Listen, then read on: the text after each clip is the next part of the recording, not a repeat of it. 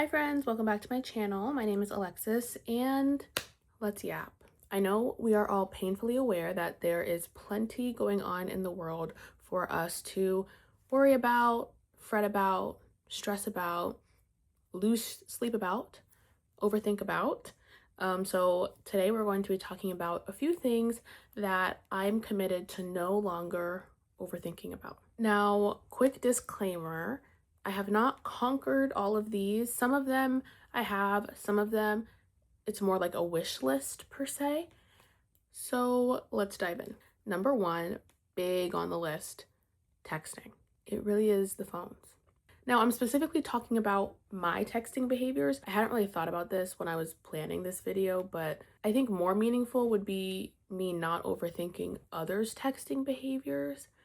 But I'm realistic, and they say it starts at home anyway. So we're going to focus on me not overthinking my own texting behaviors, and this is something I have started. I'm talking about things like double texting, responding quickly, not responding quickly, like all of that, package that up into one big bow. I don't overthink about any of that. Now, I think this touches a lot on like modern day communication problems and the inability to just be authentic and be honest, which is why we learn about trying to have like control over how we're viewed. A lot of this ties back to perception, specifically how we're perceived by other people, which my most recent video was a little bit about. So if you're interested in that, definitely go take a look.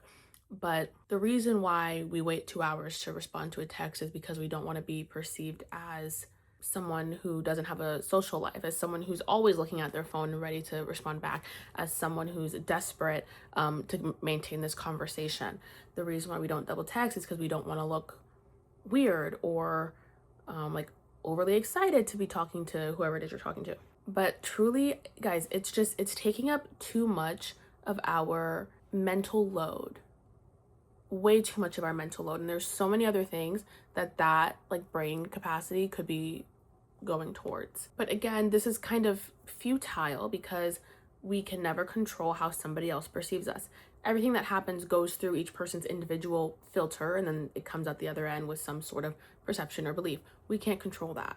So I had to decide, okay, I'm tired of this consuming space in my mind. I want to be the type of person who, when they get a text and they have an answer, they respond. I want to be the type of person that when I have an idea or want to say something, I text it. And as long as I'm showing up as that person, I've succeeded. After that, I wipe my hands clean, can't control it, I move on with my day. Now, in an effort to be fully transparent, even though this is my thought process, do I apply this thought process to other people when my friend hasn't responded to my text in 5 hours and I go, oh, they hate me? Obviously not.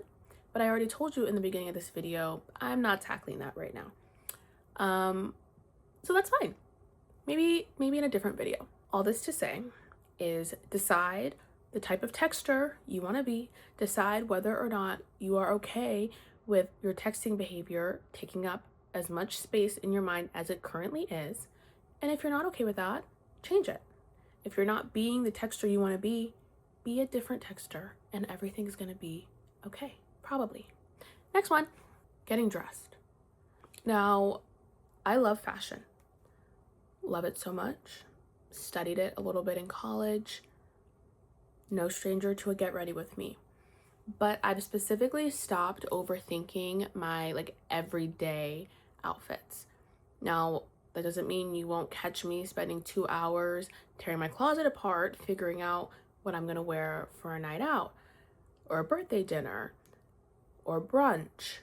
That doesn't mean when I go on a trip, I haven't packed my entire closet, because what if I want to wear this one shirt that I bought in 2010 that I've never worn once, but this might be the time I want to wear it? That is still me.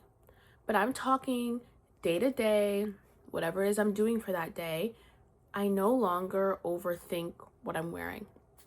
I can't. By the time I had spent 2 hours coming up with my outfit for a random Tuesday, I was burnt out. Now what am I supposed to do? It's 11 a.m. and I have no more brain power to live the rest of my day. I can't. Getting dressed has now become very like intuitive. I feel like a dad. Like I wear the same jean and sweater combo like pretty much all the time. My criteria nowadays for getting dressed, which has helped tremendously, is it comfortable? Do I feel comfortable in it? And does it suit whatever activity I'm doing for that day? That's it. Check, check, check, done. Walking out the door. There's a few prerequisites to this. One, like you have to have some items in your closet that you do feel comfortable in, that you love, things that, you know, tend to go well together with a lot of other things you have, so that it makes the process a little bit easier. It helps that 99.999% of my clothes are black or blue, so things tend to, you know, combine and mix and match very easily. But it's really just taken a mental load off. Like I said, all roads lead back to perception.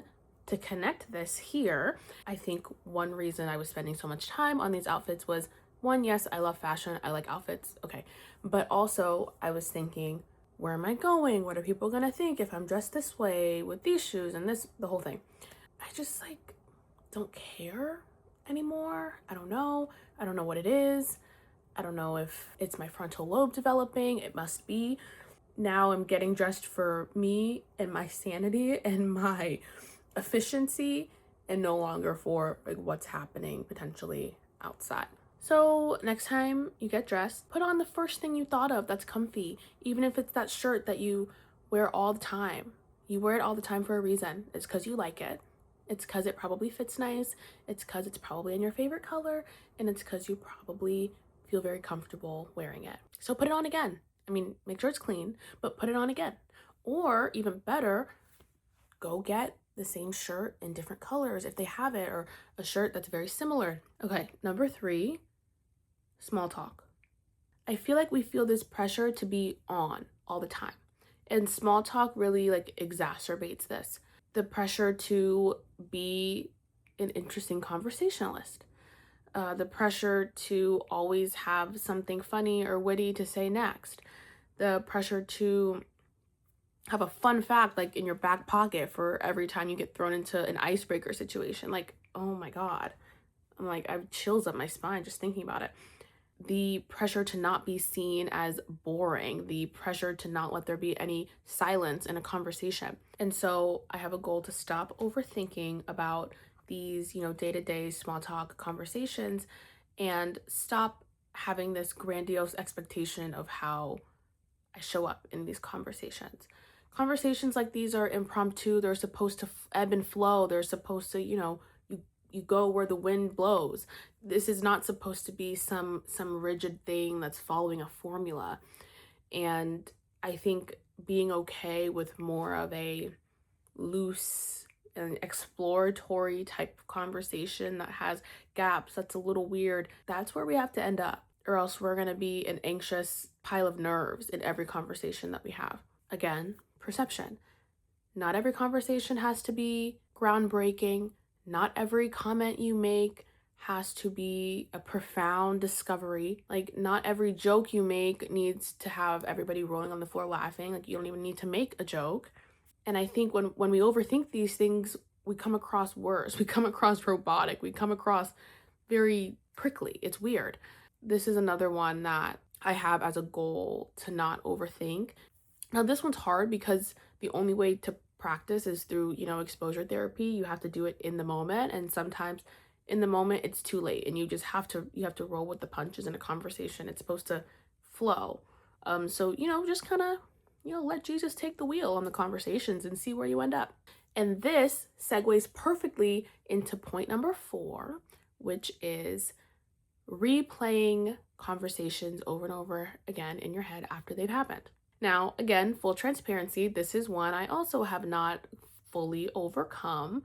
I'm like deep in the trenches of overthinking this one, but you know, wish list. Like, it's gotten to a point where 5 seconds after I've had a conversation, it's already, the film is going. During the conversation, as I'm saying words, I'm replaying the words I just said. It's like a constant, it's insane. This one requires some manual override. As I said, all roads lead back to perception. This is us trying to analyze and or figure out how we were being perceived in the past. I need to use my advice for number 1, the texting, which is, did I show up in the way I wanted to? And if I did, great. I leave that at the door. I think the issue comes when you didn't show up in the way you wanted to. And that's why we are replaying things, doing the, oh, I should have said this, or what if I said that, or oh my God, I'm such an idiot. Why did I say that? It's like you leave a lot. It's like you didn't leave everything on the table. You left with regret, or yeah, you left with regret. That's why we do this replay. So for this one, I think the practical next step forward is to try to slow down, think about the interaction, and pinpoint where it is I did not show up the way I wanted to. And then I try to practically think, okay, next time, what will I do instead? And the key thing here is that the next time you end up in a similar situation, you have to try to make a change, make a pivot, like one step towards showing up the way you want to show up, or else it's going to be this never ending spiral. But you know, with most things, it's much easier said than done, but it's okay. We're a work in progress. So comment down below some things that you are looking to stop overthinking about so we can clear up our mental space to have more time and more energy to do the things we actually want to be doing. As always, thank you for yapping with me, and I'll see you in the next one. Love you guys. Bye.